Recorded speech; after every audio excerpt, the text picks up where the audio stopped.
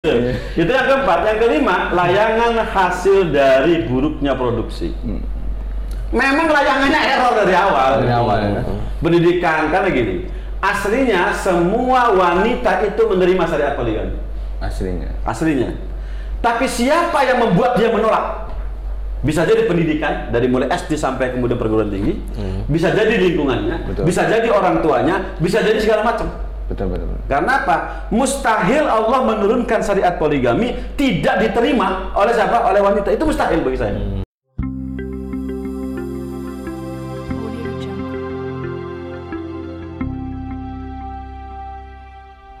Ya, bismillahirrahmanirrahim. Assalamualaikum warahmatullahi wabarakatuh. Waalaikumsalam warahmatullahi wabarakatuh. Berjumpa lagi bersama kami di Robanian Family, yang selalu hadir di menemani Anda. Iya, di mobil, di rumah, di sekolah, di kuliahan, semuanya gitu. Ya, dimana itu bisa diakses di channel YouTube kita di Robanian Family, ataupun info-info terkait keluarga bahagia bisa di akun Instagram Robanian Family, dan juga akun officialnya langsung oleh Coach Safidin, di mana beliau memang adalah mentor poligami. Betul. Dan juga info-info terkait workshop atau program-program kita bisa dilihat di website kita di robanian.com. Dan situ banyak sekali, dan kita juga di sini ada nih. Sebentar lagi nih, 10 hari lagi ya di sini ya, bakal menuju ke workshop batch ke-10. Batch 10. Tetap di Jakarta. Tetap di Jakarta. Ada yang ya. nanya di luar kota itu memang masih sulit. Jadi kenapa itu nggak di manapun?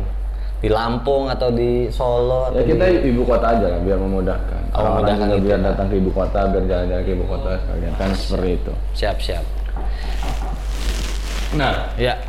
Nah, akhir-akhir ini lagi rame nih ya, Coach ya. Apa tuh? Lagi rame ada sinetron, di mana sinetron itu ternyata merusak rumah tangga juga timbulnya. Jadi, yang lagi viral nih. Iya, di mana katanya ada sampai statement itu, cobalah ini sinetron yang memang bahwasannya kita yang suami istri, yang istri saya satu. Jadi istri saya jadi mencurigai terus katanya. Padahal saya punya istri satu. Nah, ternyata disangka selingkuh ini itu. Nah, ternyata dari sinetron itu. Nah, yang viral itu hashtagnya itu adalah layangan putus. Nah, kita nggak nge-review tentang filmnya, tapi kita melihat esensi dari film itu. Iya, betul banget. Efeknya itu luar biasa sekali dari sinetron itu, karena ini kan menyangkut poligami, yaitu syariat Islam, ya kan. Betul banget. Mungkin dari sisi keuangan si suaminya kurang di sini, harusnya ikut workshop gitu. Iya, harusnya ikut workshop. Ketemu beliau langsung. Nah, itu banget. mungkin Coach sudah nontonnya sedikitnya atau sebanyaknya ngelihat layangan putus kali ya? Belum ya. Tapi sejauh ini nih sedikit penggalan aja ya. Jadi si suami ini punya istri, ya kan. Habis itu dia nikah lagi. Nah, si istrinya ini lagi hamil. Si suami malah senang-senang keluar kota sama si istri kedua. Tapi enggak penggalan seperti itu. Ada seperti itu di batch keberapa itu lah ya. Gitu. Mungkin yang sudah nikah kali gitu ya. Tapi memang intinya sih awal mulanya memang belum menikah, dia sudah pacaran dengan wanita lain seperti itu. Dia ya intinya sih perselingkuhan seperti itu. Problemnya adalah perselingkuhan dengan wanita lain. Yang dimana istri pertama ini akhirnya marah, minta maaf, tidak mau ya, sampai akhirnya tadi layangan putus, ibaratkan layangan diputus. Ya mungkin Coach Safidin bisa menanggapi atau memberikan arahan kepada keluarga yang memang saat ini sedang dilema ya, termakan mindset layangan putus, akhirnya suami-suami yang memang ya sudah jelas uangnya lemah juga, ditambah dengan tekanan seperti itu ya. Iya. Ini mungkin langsung saja kepada Coach Safidin untuk menanggapinya. Alhamdulillah, bismillahirrahmanirrahim. Kalau saya sih, apapun yang digelar oleh banyak orang di sinetron, dimanapun, apapun tujuannya, termasuk mungkin barangkali layangan putus ini dalam rangka apa, saya tidak paham, tidak mengerti. Ceritanya seperti itu, kalau memang ceritanya seperti itu sampai kemudian ada efek, ada orang yang nggak ngapa-ngapain, nggak poligami, nggak apa, dicurigai oleh istrinya segala macam, bagi saya pasti ada manfaatnya. Pasti ada manfaatnya. Seperti itu.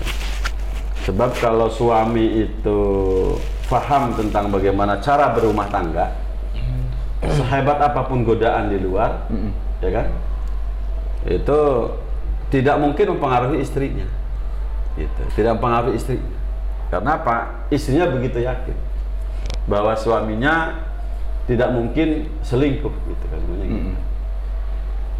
Jadi sangat tergantung dengan apa? Dengan bagaimana cara suami menata rumah tangga. Gitu. Jadi kalau ada rumah tangga yang kemudian hari ini tiba-tiba saling mencurigai, itu sebenarnya tanpa itu pun bisa jadi sudah ada riak-riaknya. Hanya saja barangkali terstimulus dengan film itu. Jadi ya film itu bagi saya ya biarkan saja ada, semaunya dia apa gitu kan. Toh kalau diprotes juga kalau maunya begitu kan sulit juga. Iya, benar. Maka yang paling bagus adalah bentengi keluarga. Betul. Gitu dengan dengan ilmu. Betul. Gitu, dengan belajar supaya menjadi laki-laki yang memang layak untuk bisa menjaga rumah tangga dengan baik dan benar. Kalau persoalan kemudian tersinggungan dengan poligami, ya poligami apapun alasannya sah-sah saja. Sah-sah saja. Nah, kalaupun kemudian ada laki-laki yang selingkuh dulu baru kemudian poligami, itu memang betul salah cara. Salah cara. Pacaran dulu maksudnya gitu ya. Salah cara gitu kan. Tetapi pada akhirnya kalau benar menata rumah tangganya, istri akan menerima. Gitu. Sekali lagi saya katakan poligami aslinya 100% urusan laki-laki. Urusan laki-laki. Urusan suaminya gitu. Jadi mau gayanya apapun, kalau suaminya benar menatanya baik-baik saja. Ya contoh mungkin barangkali ada seorang misalnya gitu. Tiba-tiba di tengah jalan tiba-tiba kemudian di satu pertemuan ada yang meminta menjadi menantunya. Masya Allah. Coba sekarang, sementara nggak pernah bicara apa-apa dengan istrinya. Soal poligami pun tidak, semuanya pun tidak, gitu kan itu. Tapi tiba-tiba kemudian ada orang yang meminta dia menjadi menantu dari anaknya, gitu kan gitu. Karena sudah saling percaya, waktu itu juga langsung menikah. Gitu. Istri pun baru kasih tahu mau gilir, bukan sebelumnya. Apa laki-laki ini salah? Tidak. Kemudian kalau menerima istrinya, berarti apa? Sukses laki-laki. Bahwa suaminya setelah mengkondisikan istrinya untuk menerima apapun yang terjadi, yang penting bukan maksiat, kan gitu. Berarti harus siap ya. Dari sekarang walaupun emang kita baru cuman istri punya satu doang, tapi ilmu-ilmu dari poligami harus siap dari sekarang. Harus siap. Makanya saya katakan ilmu poligami itu bukan untuk orang yang mau poligami saja. Betul. Orang yang tidak ada niat poligami pun harus belajar poligami. Khawatir tadi ujuk-ujuk segala macam seperti itu. Tiba-tiba. Karena aslinya istri tidak boleh melarang suaminya untuk menikah lagi. Ketika istri itu melarang suaminya menikah lagi, itu aslinya adalah apa? Lemahnya rumah tangga suami. Jadi lemahnya suami dalam pendidikan keluarga. Salah total gitu loh, salah total. Kan saya sering menyampaikan di Facebook saya ada empat komponen nafkah kepada istri itu. Yang kalau empat ini, dan saya juga sudah membuat rumus bagaimana keseimbangannya. Kalau rumus keseimbangannya itu dipakai gitu, sekalipun Anda laki-laki yang tidak pernah ngomong poligami di rumah gitu, tiba-tiba ada orang yang ngajak menikah gitu di jalanan misalnya gitu, sehingga kemudian langsung pulang ke rumah, kemudian menikah, kemudian di situ langsung ngasih tahu istrinya, saya jamin gitu, istri tidak akan masalah gitu. Nah, seperti itu. Makanya ini persoalan cara berumah tangga. Betul. Cara mendidik istri. Karena dalam salah satu standar Qawwam itu adalah bahwa suami itu pendidik. Gitu kira-kira. Nah tadi kembali ke yang film itu kan saya dapat kabar nih di scan yang ini nih, si istri yang pertama dia hamil. Nah istri yang suaminya itu udah jalan sama istri yang kedua, entah itu holiday lah ya. Tiba-tiba si istri yang pertama ini melahirkan tanpa suaminya. Nah otomatis kan mungkin ya dengan rasa manusianya dia kok nggak ada suami saya di samping saya gitu kan, malahan jalan sama istri kedua. Nah itu tanggapan Coach Safidin sebagai orang yang berpoligami seperti apa gitu? Bolehkah seperti itu gitu? Kalau saya melihat film itu kan dibuat, saya nggak tahu siapa yang buat. Kalau tujuannya itu adalah baik gitu, maka tentu hal-hal frame begitu tidak ditongolkan. Walaupun saya mohon maaf, kalau memang itu terjadi ya nggak ada masalah sebenarnya, karena nggak ada hubungannya antara istri melahirkan dengan kehadiran suami. Kan tetap saja. Ya. Kalau memang selamat bakal selamat karena yang menolong adalah bidannya kan gitu. Bukan suaminya. Bukan suaminya, dan secara psikologis ya begitu. Betul. Seperti itu. Walaupun ya barangkali idealnya tidak seperti itu. Kecuali jagalah perasaan istri pertama. Dan saya yakin suaminya bidan gitu ya. Ya. Dokter kayak Emang ada gitu.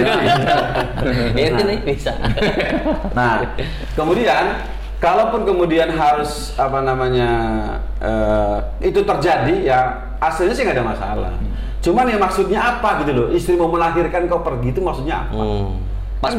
Kan bisa ditunda. Pas-pasan tuh ceritanya abis nikah sama yang kedua. Nah abis itu dia bulan madu gitu. Normalnya laki-laki tuh tahu istrinya mau melahirkan kapan tuh tahu gitu loh. Oh iya. Bener blow on teman yang namanya siapa namanya si laki-laki ini gitu. Yang bikin scene ini gimana? Nah yang bikin filmnya ini mungkin barangkali memang mau bikin masalah dengan masyarakat gitu seperti itu. Iya benar-benar. Yang harga itu mau nggak masuk akal gitu. Jadi nggak masuk naluri saya. Jadi sekalipun saya punya istri 4, saya tahu suami saya akan melahirkan itu kapan. Istri saya melahirkan itu kapan. Itu saya tahu. Sehingga Pak, hanya urusan agama saya, urusan pertemuan dengan para ulama, pertemuan dengan tokoh-tokoh gitu nasional, mungkin bisa saya tinggalkan istri saya. Tapi kalau hubungannya dengan istri yang lain, wila rasanya mustahil amat, kebina-bina teman gitu kan. Ceritanya kan begitu loh. Artinya apa? Ya memang film itu dibuat memang seerror mungkin kan kira-kira seperti begitu. Ya idealnya mah membantu lah. Istri kedua juga membantu menemani, idealnya kan seperti itu. Nah, mungkin nanti bagaimana nih Coach menyikapi ya tadi layangan putus. Kenapa layangan itu bisa putus gitu kan? Oh iya. Oke. Kenapa gitu kan? Saya sudah membuat 5 catatan. Nah, untuk layangan ini ilmunya nih. Layangan putus ini tanpa saya melihat sinetronnya, tanpa saya melihat filmnya, gitu. Ya. Karena ya sudah bisa kita duga seperti apa. Makanya saya hanya menggunakan logika dasar saja, gitu. Yang pertama bahwa kalau ada layangan putus, maka berarti ada 3 komponen. Ada orang, ya kan? Ada orang berarti di suami, benar nggak? Ya. Kemudian ada tali, berarti akad kan? Ada tali. Perjanjian. Akad kan? Iya. Gitu. Jalinan, gitu. Perjanjian tentang kesepakatan, akad nikah, itu kan tali tuh. Tali pernikahan, namanya tali pernikahan. Makanya seperti itu. Kemudian yang kemudian adalah ada layangannya, berarti layangannya adalah istri. Kira-kira begitu kalau digambarkan. Jadi ada 3 komponen dalam urusan layangan putus. Ada yang memang orang, yang memang ada tali, kemudian ada layangannya. Gitu. Seperti itu. Oke. Kemudian yang kedua,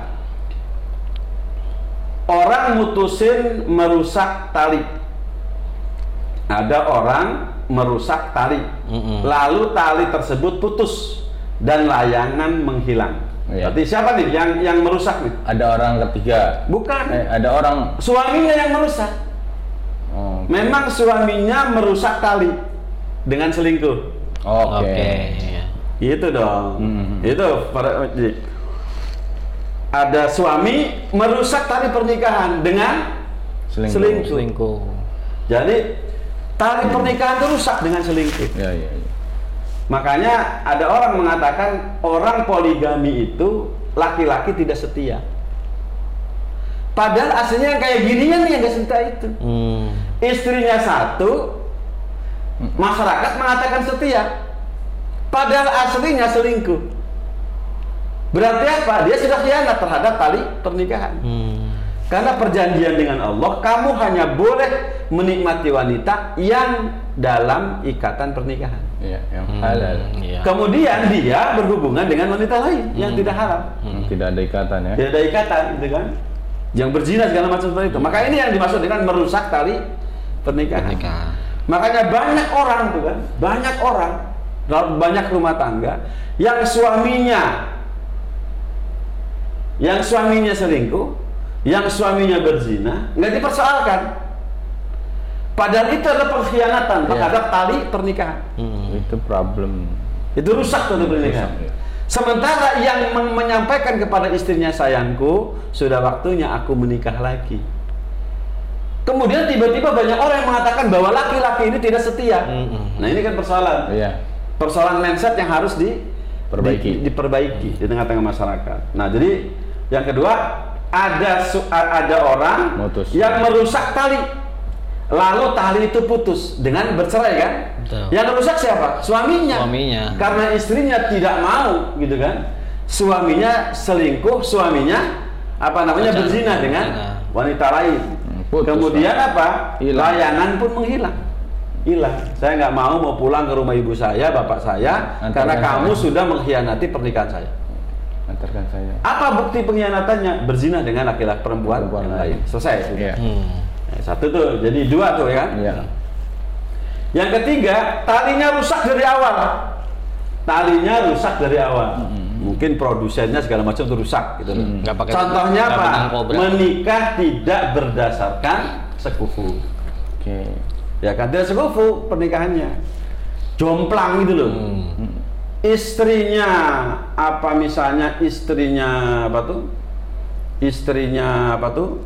soleha dari pesantren gitu kan, dari pesantren. Suaminya karena sing penting duitnya akeh gitu kan, walaupun tidak sholat maka terjadi gitu loh. Tidak sholat, tidak apa, terjadilah pernikahan. Ini sudah talinya sudah rusak dari awal. Ada pernikahan itu sudah rusak dari awal. Suami tidak bisa mendidik istri. Suami tidak memiliki kemampuan itu. Dan ini yang rata. Ya, hampir terjadi banyak. Rata gitu loh. Karena apa? Menurut cerita, modal utama orang menikah itu hanya dua. Apa itu? Punya uang, punya cinta. Sehingga apa? Aslinya sejak awal sudah rusak. Pernikahan sudah rusak. Karena apa? Suaminya tidak bisa mendidik. Suaminya tidak paham bagaimana pola berumah tangga dengan baik dan benar. Seperti itu. Itu banyak yang kayak begitu. Ya, makanya ada orang yang menganggap rumah tangganya baik-baik saja. Padahal sedang tidak baik-baik saja. Apa yang saya maksud adalah apa? Sejak awal dia menata rumah tangga dengan salah. Contoh, punya gajinya langsung diberikan semua ke istrinya. Ini tanda rusaknya rumah tangga. Dari awal tuh udah rusak. Gitu. Pilihan rumah, pilihan segala macam diserahkan kepada istri. Ini sudah rusak dari awal. Apa-apa istri. Mau terapi kejantanan juga ada. Istri dulu kan. Gitu. Saya mau terapi kejantanan Pak Ustadz, tapi nanti saya izin istri dulu. Ini sudah salah dari awal gitu. Nah, makanya apa? Ada orang yang mengatakan baik-baik saja rumah tangganya, aslinya tidak baik-baik saja, semakin jauh. Dan bisa saya buktikan, buktinya apa? Kalau memang Anda benar berumah tangga, coba Anda poligami. Istri Anda menolak nggak? Kalau istri Anda menolak, maka sebenarnya Anda sudah mulai merusak tali pernikahan sejak di malam pertama. Serius, sejak di malam pertama. Jadi ada orang yang sudah merusak tali pernikahan sejak malam pertama. Apalagi malam pertama itu janjinya luar biasa, atau sebelumnya. Sayangku, nanti kalau kita menikah, nanti kamu saya beliin rumah, saya beliin apa? Janji manis aja lah. Segala macam nih. Itu merusak dari awal itu, bahkan sebelum akad terjadi. Seperti itu. Jadi makanya, jadi talinya sudah rusak dari awal, sejak akad bahkan sebelum apa itu. Efeknya luar biasa itu, Ustaz ya. Efeknya luar biasa. Itu. Iya. Makanya Masya Allah gitu. Kemudian putus. Tidak kuat mengikat beban, sampai kemudian tali tersebut tidak kuat mengikat beban. Sampai ada seorang istri berani minta cerai dari suaminya karena apa? Harta sudah dalam genggaman istrinya. Gitu. Apalagi mau poligami, sudah selesai, sudah tamat gitu. Lo poligami silakan. Pintu rumah terbuka lebar. Karena apa? Rumah ini atas nama aku, mobil atas nama aku, perusahaan direkturnya aku. Selesai urusan. Masalah, itu rusak luar biasa. Dan tidak ada cerita begitu. Laki-laki kawam tidak begitu, faham betul. Dan kalau pengen tahu bagaimana laki-laki kawam yang sanggup menciptakan rumah tangga rumah tangga yang bahagia, itu ada di sini. Boleh, silakan. Apa namanya, kita mau mengadakan di 29.30 kita siapkan seperti itu. Kenapa? Anda tidak kawam sama dengan menciptakan rumah tangga yang tidak bahagia. Tapi Anda kawam, maka Anda mengerti bagaimana cara memperlakukan seorang wanita. Nah, ini dari awal nggak bisa, gitu kan? Lalu putus dan orang dan layangan tersebut pisah. Bisa sudah nggak bisa ngapa-ngapain dengan kegagalan yang luar biasa. Bisnis hancur, semuanya hancur. Nah, seperti itu kira-kira. Gitu. Itu yang keberapa? Tidak terkendali kan? Tidak terkendali. Karena emang sejak awal sudah salah. Gitu. Mau dikejar capek. Karena apa? Sudah tidak percaya. Sudah tidak percaya. Apalagi kemudian di tengah sudah ditunggu oleh siapa? Oleh orang lain. Iya, mau dipoteng kan. Mau layangan. Iya, ada pun dapat nanti udah rusak juga. Sudah rusak. Ramean itu juga yang ambilnya. Rusak kan ini. Oke, jadi kayak gitu ya. Oke, yang ketiga itu. Yang keempat, layangan diproduksi baik. Layangan itu diproduksi baik. Istri itunya baik awalnya. Dia santri luar biasa gitu loh gitu. Tetapi kemudian orang tidak pandai merawat layangan, tidak pandai merawatnya.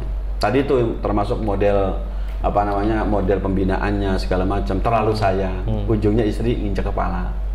Terlalu keras, akhirnya istri stres. Kan gitu kan? Kalau saya ini kan dikenal oleh orang setrek. Tetapi istri begitu nyaman berdekatan dengan saya. Karena ada rahasianya. Saya setrek dalam urusan bagaimana penegakan syariat di rumah, tetapi begitu lembut, begitu halus pada saat bersamaan dengan istri. Kan begitu dong. Ini ada di ilmu di workshop ini ya? Oh, lengkap semua ya. Wah, bukunya ini kok gini. 220 halaman. 220 halaman. 220 halaman. Jadi peserta yang mengikuti workshop itu sudah dibekali dengan handbook yang nanti bisa dibawa pulang, dibaca ulang lagi di rumah. Seperti itu. Sampai mudah mengamalkan ini jadwalnya ya. Nah, itu. Bisa dilihat. Silakan tuh, kalau mau. Nanti bisa chat nomor adminnya langsung untuk daftar blocking sheet sekarang juga. Jadi gitu. Kemudian selanjutnya hasilnya merusak layangan sehingga beban berat dan tali tidak sanggup menanggung beban. Karena tadi sudah kadong gitu kan, sudah kadong suami saya gitu kan. Ada orang mengatakan gini, Pak Ustadz, saya mau menikah lagi, tapi istri saya mengatakan begini. Istri saya mengatakan begini. Apa kalimat dia? Saya tidak mau, karena kalau kamu menikah lagi, pasti kamu lebih cinta kepada istri yang muda. Gitu kan? Pengen tahu rahasianya kenapa ini? Karena suami kurang melakukan aktivitas yang bersifat psikologis. Kan saya sudah bilang, ada 4 komponen: materi, biologis, psikologis, satu lagi spiritual. Psikologisnya kurang merayu, kurang meyakinkan segala macam gitu loh. Sehingga betul-betul bahwasannya sang suami tidak bisa meyakinkan bahwa suami itu sangat mencintai dia, istri, iya. mencintai istrinya. Sehingga meragukan bahwa suaminya akan konsisten untuk mencintainya dalam segala keadaan. Kalimatnya begitu. Makanya ini gegar tadi itu secara psikologis kurang rayuan, kurang segala macam ya gitu. Tidak terlihat bagaimana sebagai laki-laki yang betul-betul luar biasa memiliki skill untuk merayu istri. Walaupun bertahun-tahun nikah ya. Walaupun bertahun-tahun, bahkan celakanya ada. Pak Ustadz, saya tuh gak bisa merayu istri. Apa salahnya kursus merayu orang?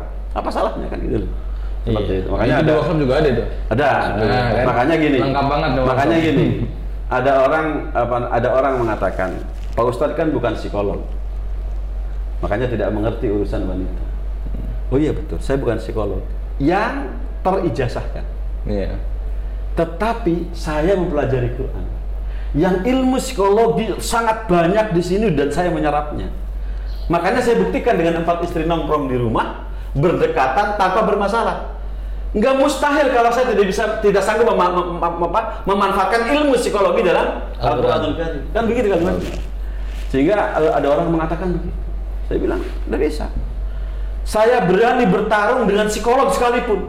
Belum tentu psikolog itu rumah tangganya bagus. Belum tentu. Tapi saya bisa menyelesaikan berbagai persoalan. 4 istri, anak 25 selesai. Kenapa? Karena ilmu psikologinya diambil dari mana? Dari Al-Qur'anul Karim. Dan saya seorang ustaz, saya seorang kiai. Bisa baca kitab kuning sejak usia SMP. Gitu. Sehingga saya paham betul bagaimana mengotak melihat bagaimana Quran itu seperti apa. Demikian. Seperti itu, Bos. Makanya ini pentingnya sebagai seorang laki-laki. Makanya saya nggak aneh gitu loh. Kalau ada orang laki-laki nggak bisa merayu istrinya, emang nggak ada kursusnya? Kan ada kursusnya. Baca buku kayak apa kayak kan gitu loh. Yang mungkin barangkali bagi orang yang yang kurang merayu istri, ya baca buku-buku yang lain yang kira-kira. Ya untuk mendapatkan seorang istri yang pertama kan dulu kan butuh rayuan juga sebenarnya, Ustaz. Ya kan? Ya bagi yang pacaran. Saya mah kan enggak, Bos. Oh, iya. Saya mah kan tidak. Kan saya mah tidak. Ngerayu mertuanya. Oh, mertuanya boleh. Iya, boleh. Maksudnya mendaki. Nah gitu. Itu yang keempat. Yang kelima, layangan hasil dari buruknya produksi. Memang layangannya error dari awal. Pendidikan karena gini. Aslinya semua wanita itu menerima syariat poligami. Aslinya. Tapi siapa yang membuat dia menolak?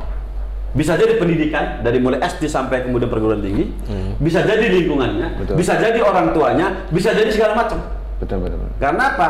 Mustahil Allah menurunkan syariat poligami tidak diterima oleh siapa? Oleh wanita. Itu mustahil bagi saya.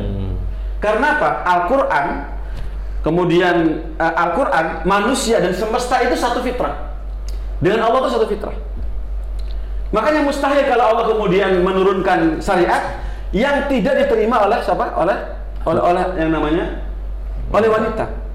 Itu mustahil. Kecuali memang wanita itu ditakdirkan sebagai orang kafir gitu. Iya. Tapi kalau dia muslim, itu saya yakin dia pasti akan menerima.